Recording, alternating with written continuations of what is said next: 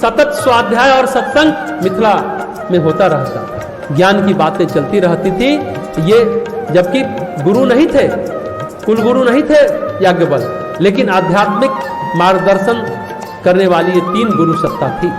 आध्यात्मिक मार्गदर्शक सत्ता अष्टावक्र, विश्वामित्र और याज्ञवल्क्य। ये सत्संग स्वाध्याय की व्यवस्था थी। वे सतत भक्ति करते थे। राजा जनक शिव भक्ति में ही उनको उतना विश्वास था जितना विष्णु भक्ति में था। वे विष्णु और शिव को अलग नहीं समझते थे। तो राजा जनक की ज्ञान में सम्यक प्रतिष्ठा थी। शक्तिमान, शक्ति संपन्न नहीं थे, ध्यान देंगे। दशरथ की तरह वो समृद्धिवान भी नहीं थे, ज्ञानवान थे। इंद्र आदि देवता तो राजा दशरथ से मित्रता थी, दशरथ के मित्र थे। उस जमाने में भूमि पर 2 सबसे संपन्न राज्य था, एक अयोध्या का और एक लंका का।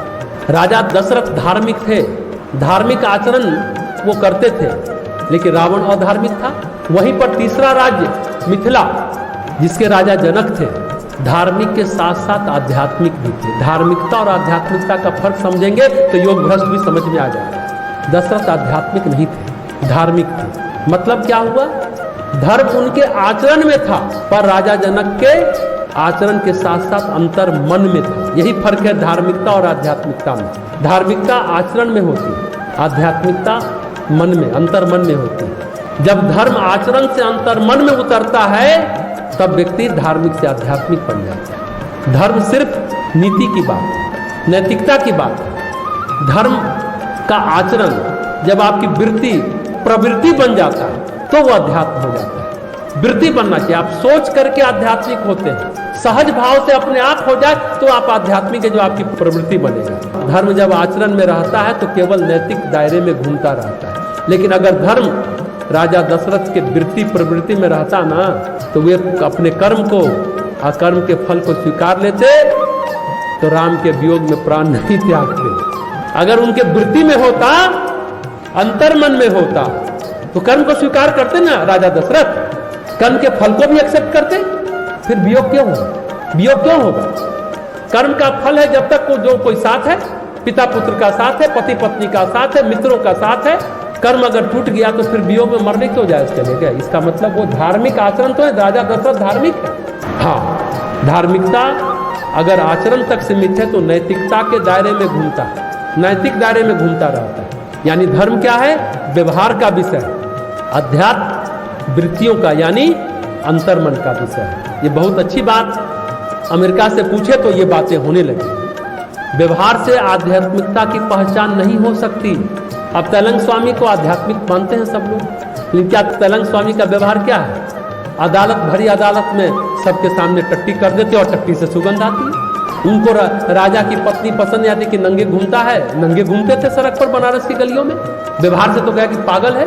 उनको पकड़ के जेल में बंद करता था सिपाही दौड़ा तो कभी ऊपर छत पर, कभी वहां दिखते थे। सब लोग हाथ जोड़े कि भाई आप नहीं जाएं तो राजा हमको मार देगा। सिपाही बोले चलो अच्छी बात है, एक रूम में कैद हो गए।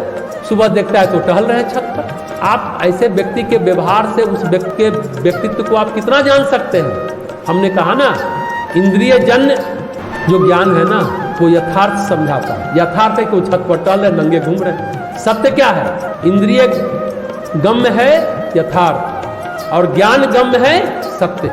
सत्य को जानने के लिए ज्ञान होना चाहिए, वो बोध, वो दृष्टि होनी चाहिए, जीवन दृष्टि होनी चाहिए। तो कहने का मतलब व्यवहारिकता अलग बात, व्यवहारिकता से केवल नैतिकता और धर्माचरण की पहचान हो सकती है। अब गोपीनाथ कविराज तो महासामान्य टीचर थे, शिक्षक थे, उनको क्या कहें कि वो इतने बड़े योगी थे? गोपीनाथ कविराज के बारे में आप क्या कहें? सामान्य जीवन जीते थे, कैसे पहचानेंगे? उनका पहनावा ओढ़ावा, खाना पीना देख करके, कौन क्या कपड़ा पहनता है, कैसे रहता है, उससे उसकी पहचान नहीं होती कि वो अंदर से कैसा है। कुछ लोग कपड़े पर चले जाते हैं, चेहरे पर चले जाते हैं, इससे पहचान नहीं होती कि वो कैसा व्यक्ति है। कपड़ा बहुत महंगा पहन लिया तो सहज हम लोग उसको इज्जत देने लगते हैं, अरे बड़ा ब्रांडेड पहनना। नहीं साहब, ऐसी बात नहीं है। कौन कैसा कपड़ा पहनता है, कैसे रहता है, कैसे खाता पीता है, उससे आध्यात्मिकता की पहचान नहीं होती। आध्यात्मिकता केवल आत्मा और परमात्मा के बीच का संवाद है।